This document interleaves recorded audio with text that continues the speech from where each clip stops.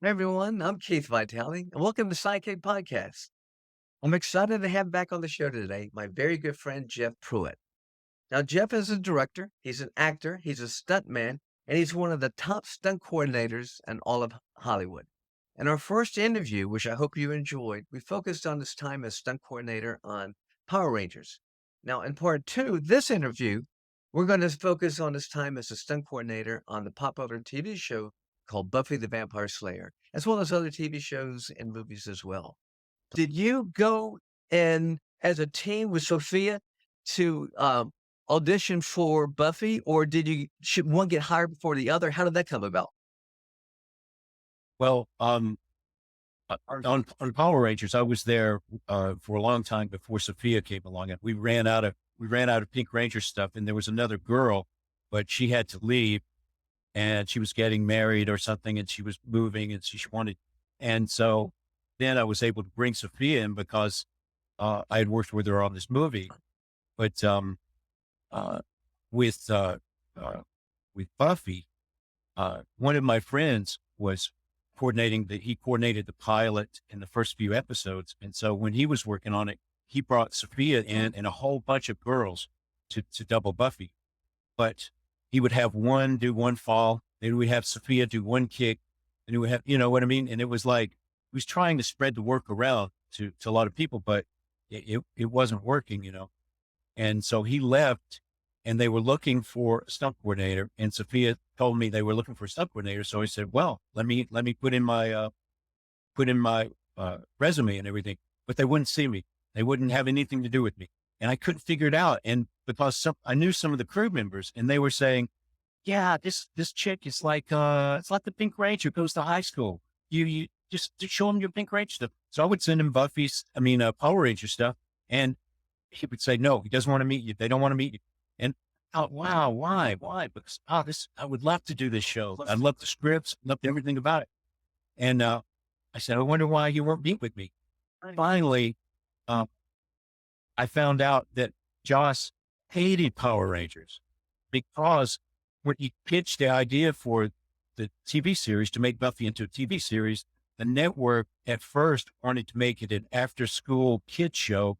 And they said, we want it to be like Pink Ranger goes to high school and she's the hero. And he was like, no, it's not like that. It's got to be a nighttime show. It's for an older audience. It's this. So they had that kind of disagreement, and he didn't want a bunch of flipping and flying, which was, we were doing wire work and gymnastics on Power Rangers. And he thought that's what I did because that's what he saw.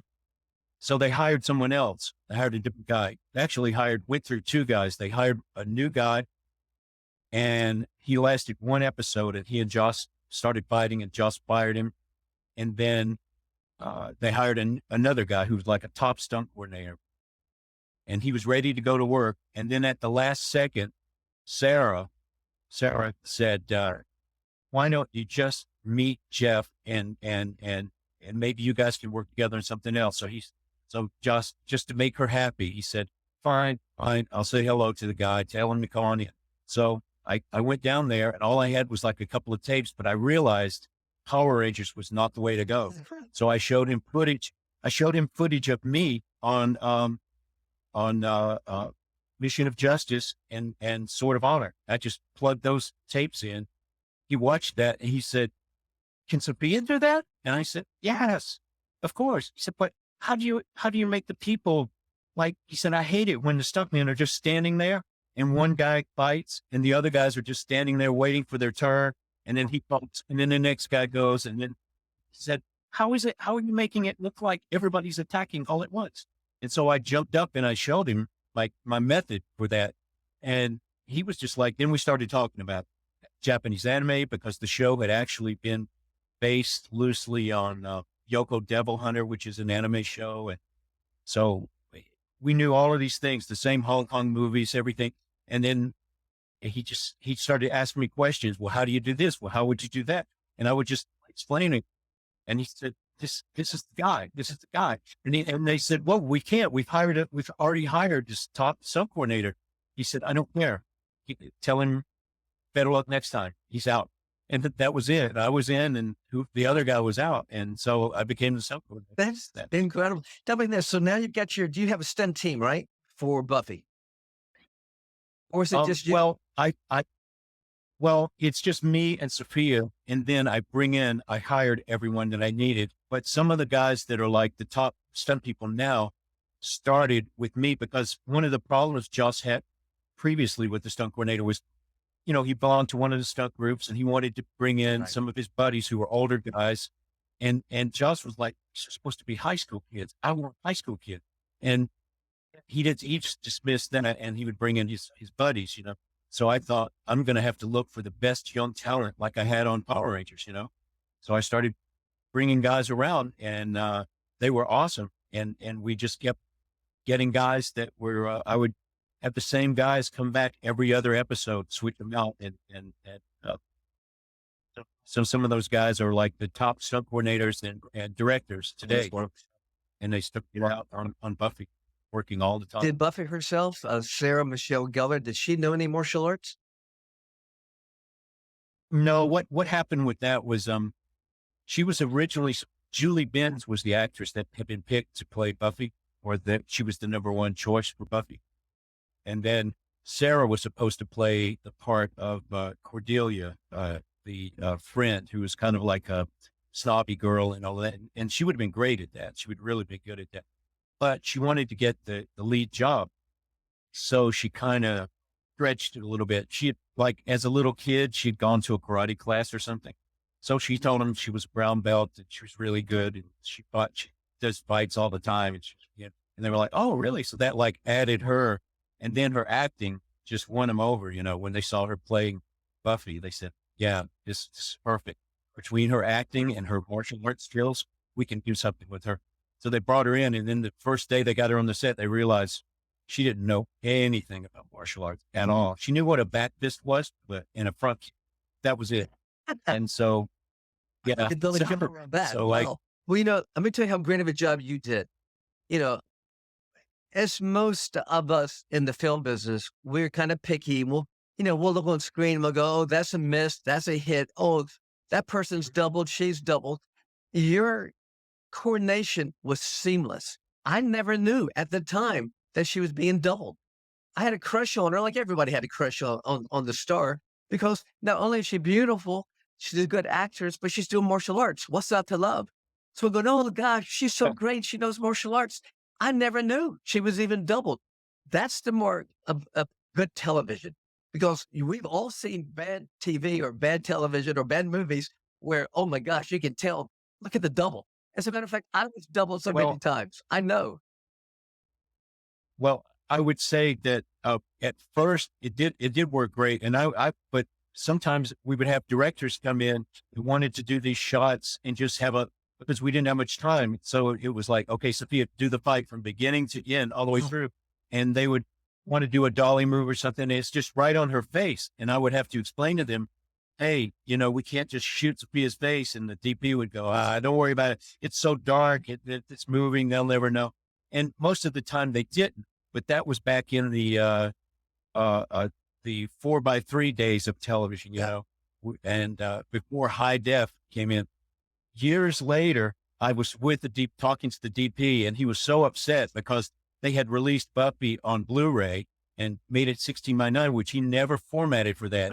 And I remember there was a time when we were doing the finale of the third season, Buffy and Faye crashed through a window. They're fighting in an apartment, crashed through a window and land on a rooftop. And originally we were going to shoot it downtown on a real rooftop. And we were going to do all these big crane moves and everything. Well, Sarah didn't want to be in the wind at night. And she said, "No, I won't do it. You have to build a set." So everybody was in a foul mood. The producers were in a foul mood, and they had to build a set we had a little warehouse that had low ceilings, so you couldn't really get all the angles that you wanted, but they had to make it. They did a great job. When we got there out there shooting these kind of things, we were shooting that rooftop scene, and on the Blu-ray, the DP saw someone standing there up. See, like, you got to imagine we have 4x3, right? Screen. He had the frame for this. And I was telling him, I was going, well, look on the outside, you can see what's going, well, it won't matter because they're never going to see that. This is only 4x3. And he Never. thought if it ever got uh, put on high def and 16:9, which they were in the process of doing, he said they'll just stretch the screen or they'll punch in tighter. There's no way they're going to show that we're on a set because we're supposed to be on a Right. rooftop up in the air, right? So he watched it and he said, Jeff, you're in the shot. And I said, what do you mean? And I looked at it and sure enough, here's the rooftop. We're supposed to be on this rooftop. You see a big Panavision camera. And then there's me standing My next to it gosh. with holding this going like this. I'm like floating in the air or something. And he was just so devastated that they put that on Blu-ray. But that's the kind of stuff that used to happen. And with Sophia's face, they were so used to Sophia playing Buffy all the time. Like she would even do the acting scenes when it was just a crowd of the Buffy with Giles and her friends and Xander and Willow walking around. It wouldn't actually be her. A lot of times it would just be Sophia, and Sarah would just come in and do her shots and then go back. So they got so used to her being Buffy all the time that I remember I had her on a wire hanging with the wind machine blowing on her and she was jumping through the air. And the director kept going over there and go, lift your head, honey. I can't see your face. And he kept pulling her face up toward the camera. And I would have to go over there and tell him, that's Buffy. You can't, it's not. She said, what do you mean? She said, oh, yeah. That's right. It's not her face. Okay, put your head back. But that's what we So had. the mark of a good stunt person, usually when they're doing the stunts, sometimes they'll fall with the arm in front of their head. I can always tell because, they're hiding their face, Yeah. of course, as they're doing that. But I thought Sophia's role was so seamless because they do look alike, same weight, height, and look, so really, unless you, like you said, it's on Blu-ray, you're not going to notice at all, but Well, later in the high def, the fans, who know about yeah. Sophia, they would stop and go, aha, look, Sophia's face. So these guys were hip to the whole show. We used to talk to the fans online. It was one of the first shows that we had a setup online where I could go in after the show and talk to the fans about the Wow. stunts and see what they liked. And so they all knew Sophia. What else? So get this, kind of the films I was in, Revenge of the Ninjas and the Hong Kong movies and, working with Keith Strandberg and seasonal films and phenomenal, great movies, had a great time. But the emphasis was on fighting. The emphasis was not on acting. It was always, get your lines over, come on, hurry. And then you go right in, we'd fight forever. And our scenes would take sometimes, our final scenes in the movies would take 7 days. Now, I interviewed Cynthia Rothrock. She said in some of her Hong Kong movies, her final scene lasted 30 days. That's incredible. Yeah. You're having to put these fight scenes together, and they're not taking 7 days or 30 days. You're taking, a half day or whatever. But we put ours in sequences together, and then we come in with close-ups and inserts. But to do a master like that, you really got to have these people have to really be rehearsed. So you had to do a phenomenal job. Did the director, did he respect I know he loved the acting, of course, but did he respect the fighting side as well? Seems like he did. Oh yeah, they did. But it's funny because like with all of us, at the beginning, it was all, I remember, Allison, who played Willow, coming to the set one day and just going, my God, guys, did you see it? Did you see it? And she was talking about, there was a big poster on Sunset Boulevard, a big billboard, and it had their faces on it. Buffy the Vampire Slayer advertising it. She was going, we're on a real show. Do you know that?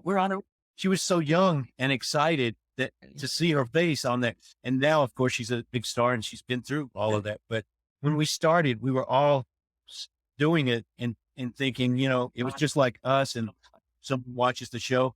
As a matter of fact, the reason I went online to this Buffy forum was because Joss was saying, man, I don't know if anybody's going to actually go in there and talk. Maybe people will ask questions. So we would go in afterwards and talk to the fans, and it just would build up. Well, just think of the impact that Buffy had as well on martial artists, because we had to go to pure martial arts movies to see martial arts. And then the TV, there's only a handful of movies or TV series or TV shows that had a sprinkling of martial arts in it.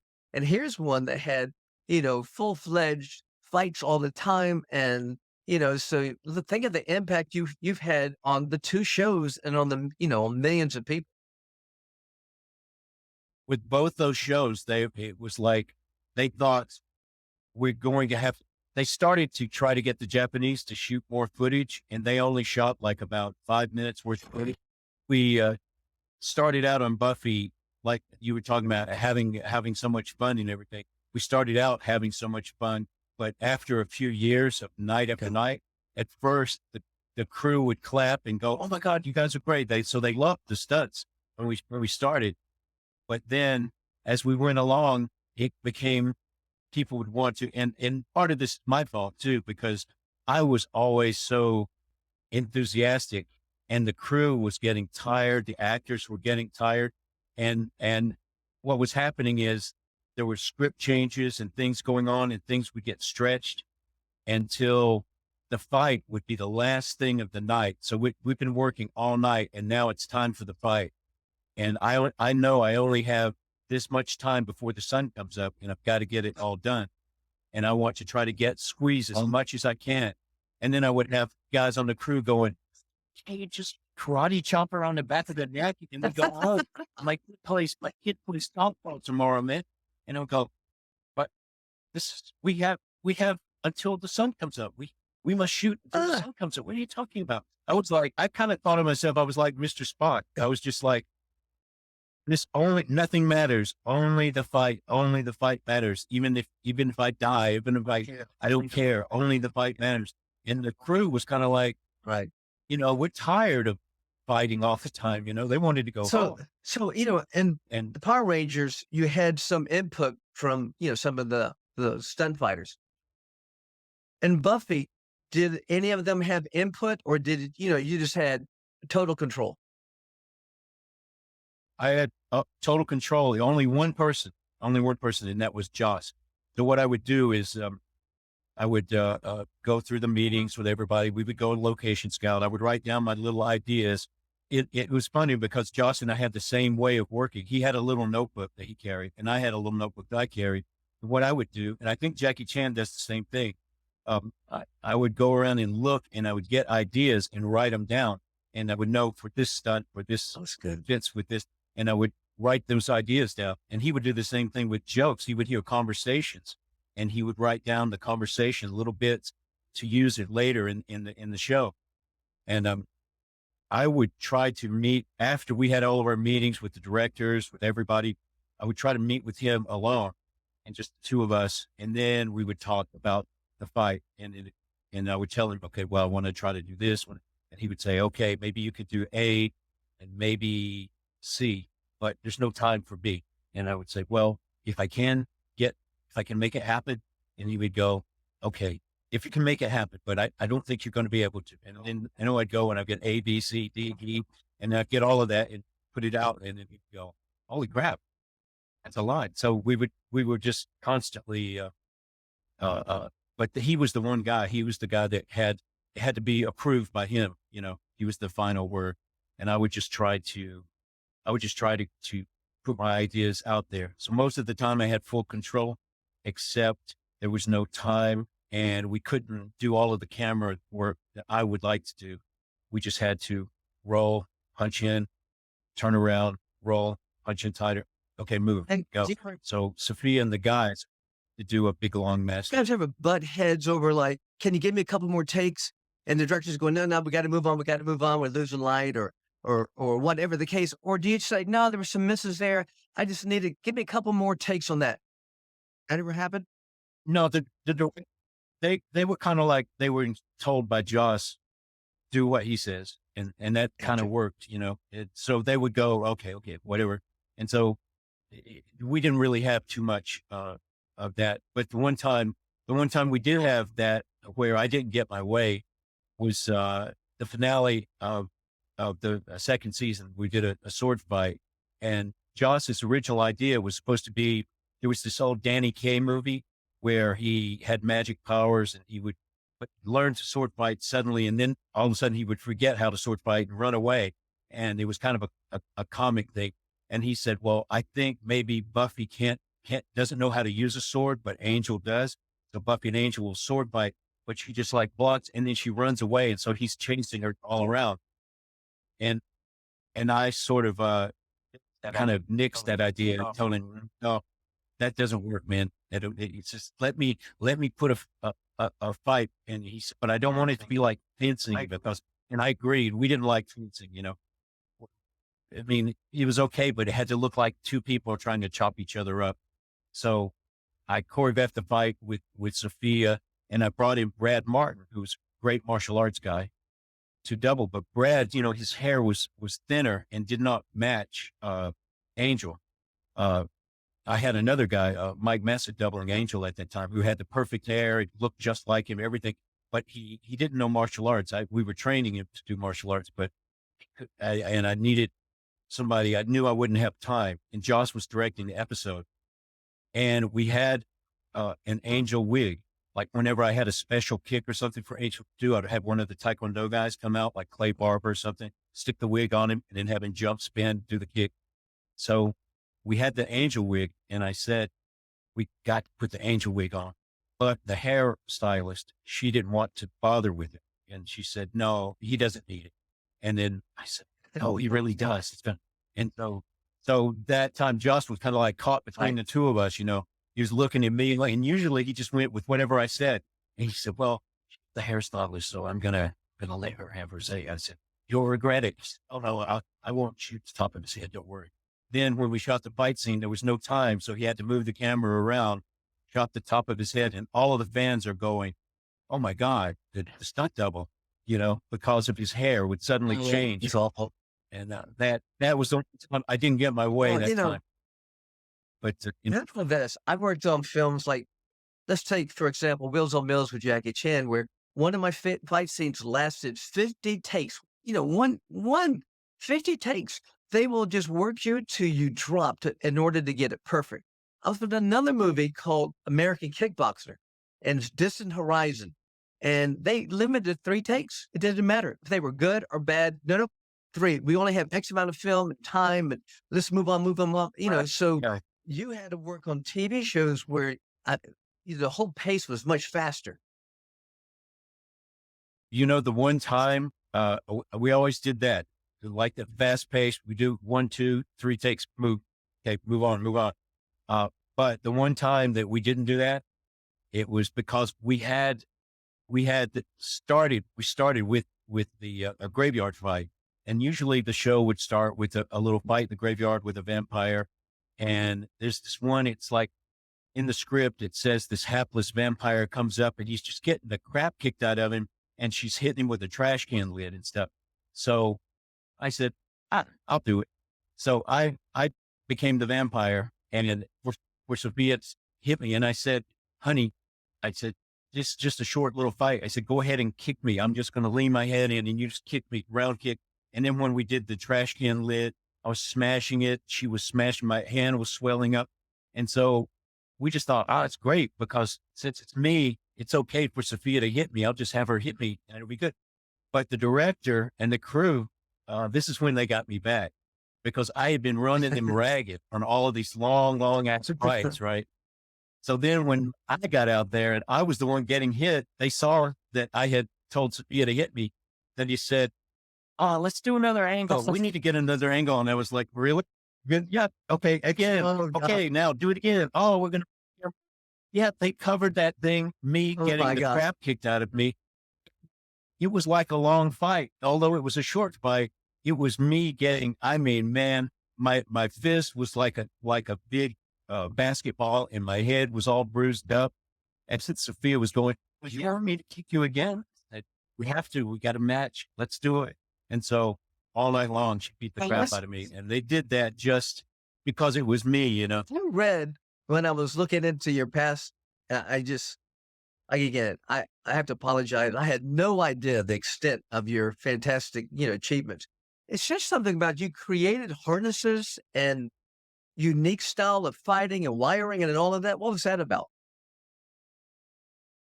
Well, when I first started, like I said, martial arts, in Hollywood, they thought it had passed with Bruce Lee and all of that.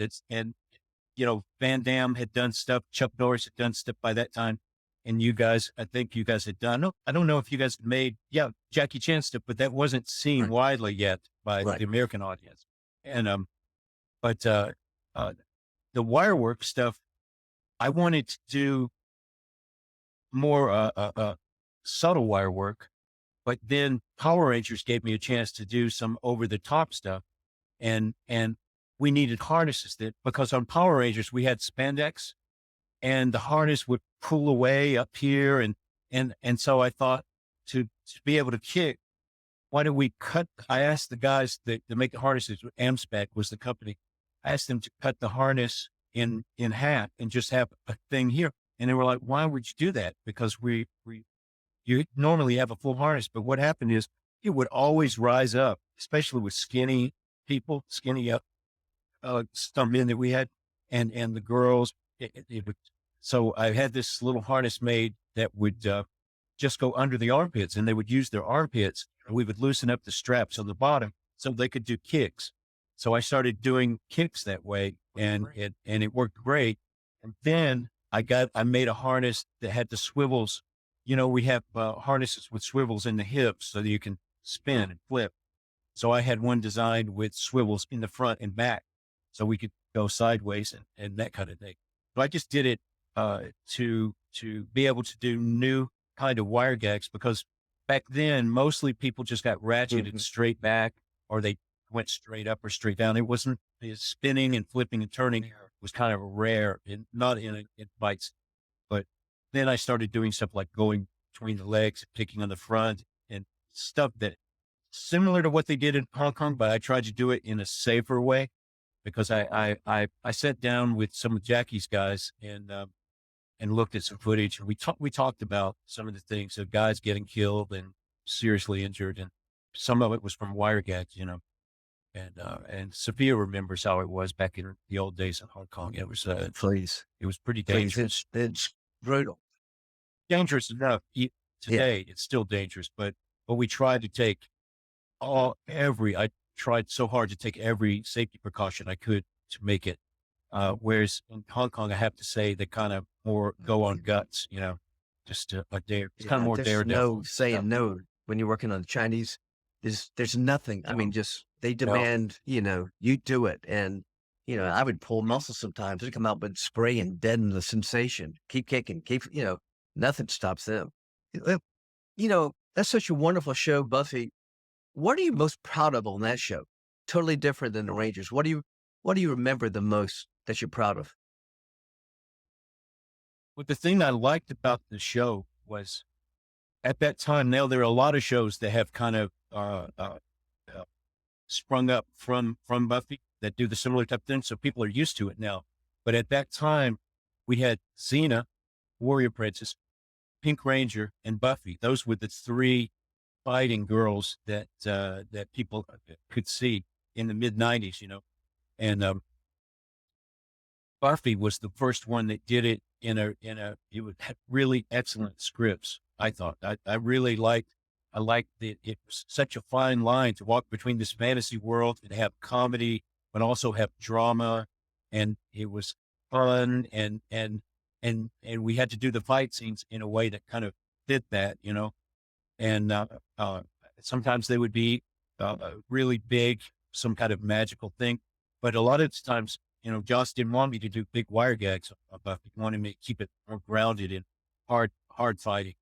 And, he liked the stuff that we did in Mission of Justice, that kind of thing. So, but I'm really proud of the fact that it was the first show that we got to put that style of fighting in, and it had these great scripts and acting, and, I tell you one time, I was in the office with producers and we were watching television and I saw a girl fighting on a TV show, and man, she was good. And it looked like Buffy. And I said, "How?" Then I realized, oh my God, she's doing my choreography from Buffy. I said, whoever that girl is, I've got to get her on the show. So that obviously they watch Buffy, and look, she can Yep. really do it. I mean, she's good. And then Sophia turned around and looked at me and she said, Jeff, that's me. And I said, what? She said, yeah, I went down and worked on the show. That's one. She took one of the stunt guys and she went in and Oh, doubled that's this so other cool. girl and she just used the show and they just did it. And then the producers stood up and said, that's it, Sophia, you're not allowed to work on any other shows. Oh my So they banned goodness. her from working on other people's shows. Yeah. Yeah. They said, because it looked like Buffy. He said, we want you to be Buffy. We don't want anybody else to have Buffy. Well, Okay. that's pretty good. So I think one of the things I'm most proud of was that somebody brought it up to my attention that they took one of the fight scenes between Lauren Avedon. I played his brother in No Retreat, No Surrender 3, and one of our fight sequences they used in one of the Disney movies or Avengers, one of the Avenger movies. And it was kick and punch, and everything was identical. So they just took our fight sequence and just copied it over there, which imitation is a form of flattery. And I went, that's kind of cool. That was really nice. with in the movies I did, there were a couple of places where, I had my Asian buddies that loved Hong Kong films and they wanted to copy exactly something that was in a Right. Jackie Chan film or something. And I was always doing like a different version of things and just come up with something that was different, but similar, but a new thing that it, but I let them do it. I set it up. Remember in Police Story when, Johnny Chung is, Jackie's on the ground. He does Right. a scissor thing with his legs and Johnny spins in the air and crashes Oh, through glass. got it. So one of the guys wanted to do that. So I put that in. And then in Armor of God, there was a thing with the guy jumping down and it was one of the Amazon women. I don't know if you remember Jackie do. fighting the Amazon women in Armor of God. So one of the women jumps down and he hits her in the shins and she spins and flips to the ground. And one of the producers saw that. I used to make these reels of Hong Kong stuff and show them to try to get them. And this is the genre, the style, what we're going for, these kind of stunts.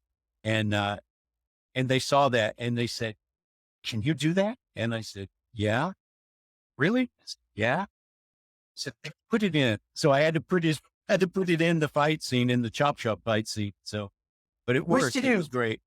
Wait. But I know when Jackie Chan's guys actually came to work on Dragon, the Bruce Lee story, and they came over to the house and they were watching it and they said, "Oh, you copy." I said, "I didn't want to, man. They made me do it." Oh, the old But copy. it's okay. Yeah. But what they did is so funny because, and this is kind of, you'll know exactly what I'm talking about from having worked with Hong Kong stuntmen and Japanese stuntmen too, but especially a Hong Kong stuntman. They were watching a tape of us doing our stunts. And Johnny Chung, is the one who did the back dive on the stairs in Police Story on those hard escalator. Remember that? So he's done those. He's done some of the toughest stunts I've ever seen. And but he did that and then inspired me. And I said, "Oh man, I'm going to do it." So on Mission of Justice, I doubled Jeff Wincott and I did back dive on the stairs. I did it in a different way. So I went over to the side and clipped the brass rail and then hit down and bounced. And when Johnny saw that, he said, "Oh, good, good, good. That's how we do." Because he thought it was Right. the Asian guys. He said, "Good, good. Who did that?" And they said, "Oh, it was Jeff." And then he looked at me because I was a white guy. And then he said, "Oh, okay, for beginner." If it's Yeah, okay. they take so much pride, the Hong Kong fight Yeah. coordinators, they take so much pride in their stunts. And I remember one time I was being doubled, thank goodness, because my character was gonna land on a table and I could do that, be flipped and land on a table. He goes, "Oh, no, no, that's for American audiences. Hong Kong, we don't land on the table, we land on the edge. We land on the corner." He said, and Edge. that's what he wanted. He says, "We want the audience to flinch when they see the stunts." And I went, that's the mentality they have as they're doing it. And as far as you, which did you prefer, um, being a stunt coordinator for TV and that pace, or was it more relaxing being on a set for a movie, for example, and coordinating? Which one did you prefer? Each one is different. Each TV series is different, and each movie is different. It comes with some different Right. baggage, and it depends on who you're working with and their attitude towards stunts and the higher ups, their attitudes. So if you have all of the support, like I often did, it was great. But then when you have the people working Right. against It you or, happens. doing little snakes in the Yeah. heart, then it's hard to deal with. You Yeah, just want not to leave, not every experience is a So positive experience. Sometimes you have more fun on one, you know, movie set or TV series or whatever, it just happens. And it's really sometimes up to sometimes it's the director or it could be the mood of the people, who knows, but a lot of it depends on sometimes your stunt people. And your stunt people, as long as they're doing the reactions and selling it and making your stars look good, then your job is easy. When it becomes difficult is when you have a crew you've hired and maybe you haven't rehearsed with them or trained with them and they're not doing the reactions in the way you want. And if it's not doing the reactions, then it kind of takes away from the story, doesn't it? Because they're not selling it. well, it's like the guys that had him Buffy, Power Rangers, and some of the guys on the films were really, really excellent. And I could show the fight to Sophia, and we were used to working together, and I could walk through it with them. And I'll tell you something that always happens. This happens almost every movie or every TV show I've ever done. We will put the fight together, and we know we're going to go all out on the day, so just walking through it, we're showing the producer or director what we're doing, and they'll always nod their head and they'll go, "Hmm, okay, but it's too much. It's too much. I need you to take out one third of the bite there." And then we go, okay. So I used to do that. I would take out one third. This would happen on Buffy all the time. And then I realized, you know what? I told Sophia and the guys, I said, okay, they're going to come back. Don't change anything. Just go full speed. I said, okay. So then they would go full speed. And then the producers would go, I see how much better that is. And I would go, yes, it's incredible. You really got it. And I started doing it all Right. the time. I realized I could just tell them to go fast and they would think that it was changed because they really don't know. They don't know what they're So looking let at. me ask you, so You you know, went on a career you've had. So you've gone on now two successful shows. Now you've gone to the Sci-Fi Channel and you're doing Sheena. And you worked a couple years on that. yeah. You were also the assistant director, as well as the fight coordinator. Did you do them at the same time, or were they two separate jobs?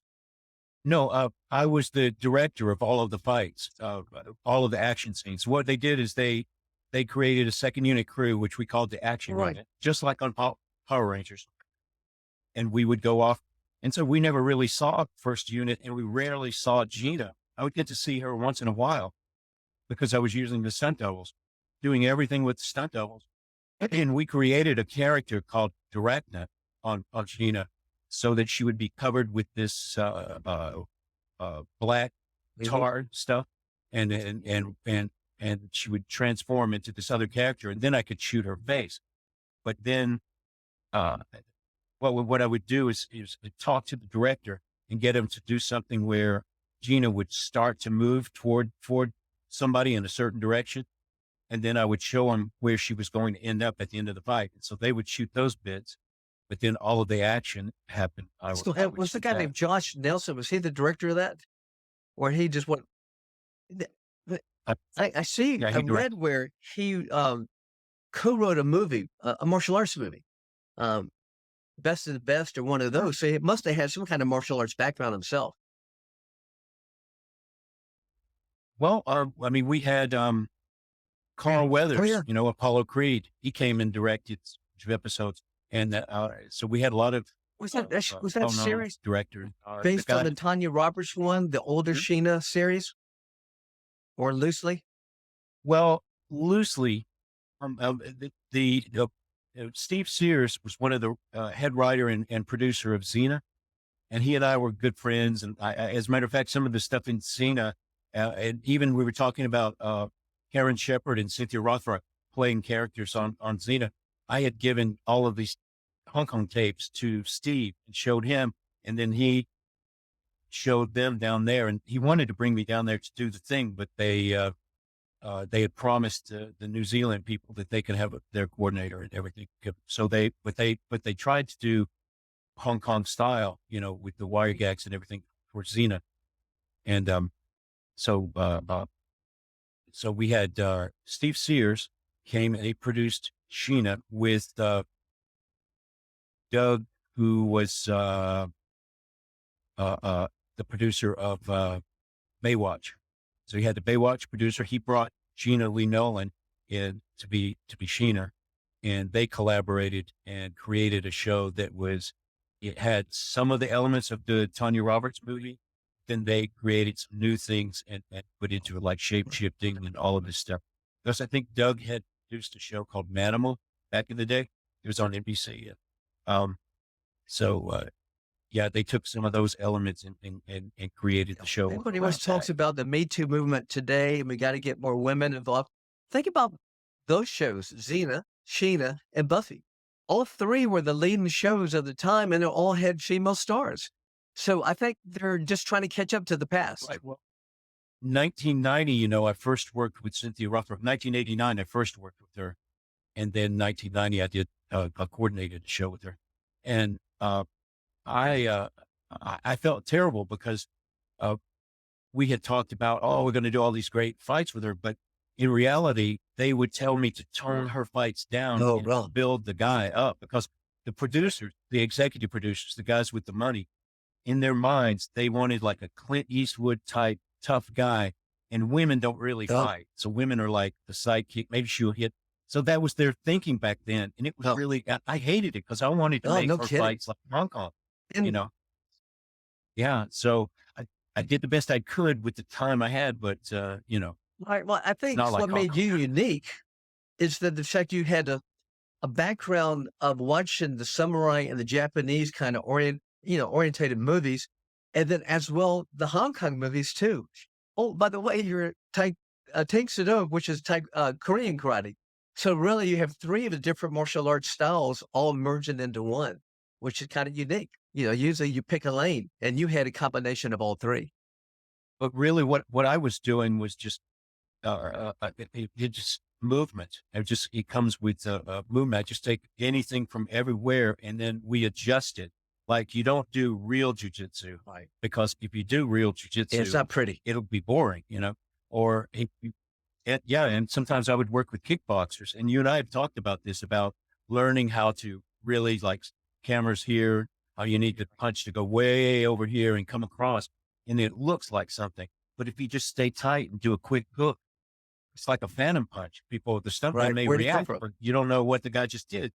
No, yeah. So all of that exaggerated. It's taking martial arts and making exaggerated acting from martial arts. Plus, What let it me is. just, I want to read off a little bit. I'm going to have to read it because it's so impressive. These are just some of the movies that you worked on or being stunt coordinator. Just listen to this. So if you're watching this, to give you some idea of his background, Alias, uh, Double Dragon, Independence Day, Last Man Standing, Martial Law, The Fantastic Four, Time Cop, the original series, Forbidden Warrior, the whole 10 Yards movie, Sheena, um, Batman Returns. I mean, I just took a handful, and your list goes on and on. That's why you're revered. You're one of the top stuntmen in all of Hollywood.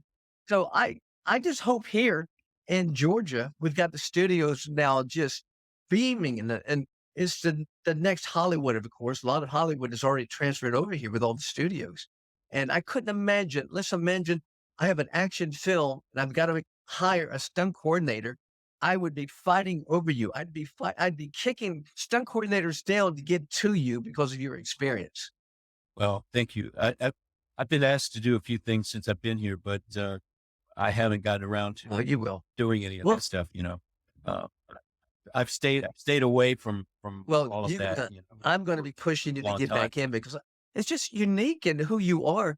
Um, but there's a lot of people that are martial artists that would love to break into action films. And so I like to always take my guests and ask them, do you have any tips for them for, males or females on the best way to break into films? Well, I think it's different for everybody. My way was, I met stunt people on a stunt related show and I met a young director before he got his first directing job. And so he he and I were friends, and he was giving me advice about making demo reels and things like that. And so that was my way in, was these people, because the show, the movie that he directed, his first directing job, I didn't know it was him. I just knew it was a movie that had martial arts in it. So I was sending Mhm. my resume and my tape and everything in, and no one ever saw it. It would just get tossed aside, you know. But it was the fact that I knew him, and he was actually calling my house back in Georgia, talking to my grandmother, looking for me. And she was going, "But he's out there in Hollywood now. And he's here now." So she got my number to him, but I had been trying to get on that movie. I didn't know it was him. And then, and then he called me and said, "Don't you know I'm doing this movie? Why didn't you call me?" And didn't know, you know, and, but that was it. It was that connection between the two of us that, gave me my foot in the door. And, I think, if, if, if you're a stunt person, you go out, and I don't know how it is today, because since the pandemic started and everything, uh, and to tell you the truth, it even changed a lot after 9/11. Prior to 9/11, you know, we were always just open, stunt coordinators, unless it was like certain coordinators didn't like people showing up. But I always had the thing, open door. If the stunt guy can get on the studio lot, come see me. I'll take your resume, man. I'll take your demo. And if I find a place and there's something that's right for you, I'll put you in it. I did go for, only hiring people who were like top people. So I just hired for the talent. If you have the talent, and that's how a lot of these guys that are working today, the top talented people, that's how they were able to work on Buffy so much, because I didn't care about who you are, who your daddy is, anything like that. I just cared, are you good? And if you're good and you have a good attitude, and you're physically good, then come on over. I don't care. I don't care what country you come from, what state you're from. Just if you're good and you're willing to do a good job, let's Which go. is easier, I'll hire you. do you think, to break in as a martial arts fighter and fight some of the stars in some of the action scenes, or is it easier to maybe get a hold of a stunt school and break it through stunts? Um, if you establish yourself as a stunt person, it's very difficult to become an actor, because they don't take, they really have a thing about that. Like, they've tried to have, stunt coordinators get Academy Awards, but the actors will tell you, I mean, this is what studio executives has said to me, and others too. They say that, yes, to your face, they'll say, "Oh, I love you guys. I want you to, you really deserve it. You deserve an award." But then behind the scenes, they'll tell their agent to call down there, do not let them, no way. I don't, because they don't want to go on the Tonight Show talking about, "I do all my own stunts and I'm this Yes. and that," and then find out that it's this other guy. Plus, they don't want people like Sophia, you know, I mean, she was Buffy, and she was the Slayer. We used to call her. We used to call Sarah Buffy. Uh-huh. We called Sophia the Slayer, and they're two things that go together. But they don't want those two things. It's only the face. Whoever is the face on the product is it, and they don't want that. And so that's why they tell the stunt people, just stay quiet. I mean, we never had any difficulty on Buffy until the publicity people started sending Sophia out on these magazines and things, and or news people would come. And since Sarah was too busy or didn't want to talk to him, the PR people would say, "We need to get publicity for the show. Do a thing on Sophia, you know, about the fighting." And so they would send Sophia out, and that caused a lot of friction, you know, because, you know how actors can be. They I don't like their never stunt doubles I never showing. really thought about that. They want to be presented as a person doing most of their stunts. I can only name handful. Merritt Yoakum, we've worked with, Michelle Yeoh, who's just received the Academy Award. But she does acting as well as her stunts. And James Liu is another one. There's only three really I know that have received any type of accommodations for being a stunt person. So you would think there'd be 1,000 of them because there's action in 1,000 movies. But you're right, that category is just hasn't opened up. I know I have a friend of mine named John Craig who's pushing that to get more recognition for stunt people. Yeah, I don't really care for award shows, but Red Bull did a stunt show called the Taurus Awards for stunt people, and I always supported them because they're actually so good. Like I was injured, and they sent me a check for $30,000 Oh, good. to cover my bills and take care of me because I was an injured stuntman. No strings attached. They just did it. That was the people from Red. So they people like that really back up stunt people. Well, It's here's very the much thing. As an appreciated. actor in films, I have so much respect for stuntmen and stunt women and that stunt profession. There's a difference. The stunt fighters, they do the fighting, martial arts or whatever. And then you got your bona fide stunt people doing the high falls and stuff that you can do. And we know these people put their lives on the line to make actors look good. And I would cross over from a couple of movies from time to time and do stunts as well. And I always had the most pride when I became the stuntman because they were so respected on the set. They might not receive the awards at the award ceremonies, but when you're on the set, they realize these are the people putting their life on the line to make you look good. So I've always had so much respect for guys like you. And but I do know some actors who really would be excellent stuntmen, great stuntmen if they had gone that way. But because they got into acting and became stars, you know, they do a lot of action, but they also have to be protected. We have to. I mean, you saw He's Tom insane. Cruise was on the He's so wire great. and he landed and rolled his ankle and that shuts the whole thing down. And you didn't really have to do that. Stunt double did it 100 times, setting it up, and it was perfect. Yeah. But then he wanted to do it, and he could have been his stunt double. But I understand he's got this thing of like Jackie Chan saying, "Do all my own stunts and my stuff," but he doesn't do all his own stunts, and no one does because Yeah. you can't risk it. It's too risky because even on Buffy, we decided not to allow two actors to punch each other in the face. It would be if one actor's throwing a punch someone's face, he's punching the stunt double, and vice versa. If that's how we did it. Each actor, we would do some shots with them, but not really punching each other in the face. It's always the one side or the other because we had some actor get clipped and just a little bit, but it's enough to swell up your face. And then we got to do close up. I had an actor on Sheena he got hit in the face, and it wasn't on the show. It was well, what happened was he had an encounter with a young lady, and her husband showed up on the set, and he thought the guy was going to shake his hand. When you're the star of the show, huh? Comes over to shake his hand, and then all of a sudden, boom, punches him right in the eye, and we're all like, "Whoa, what the hell?" But his eye was swollen up like that. And it was because, he had a thing with the guy's girl. And so the security took the guy away, but the actor was like, "Jeff, how's it look, man?" Of The course. director is looking at him just like, I don't want to. So we were like putting shadows. We were trying to shoot him from this side all the time. It was terrible.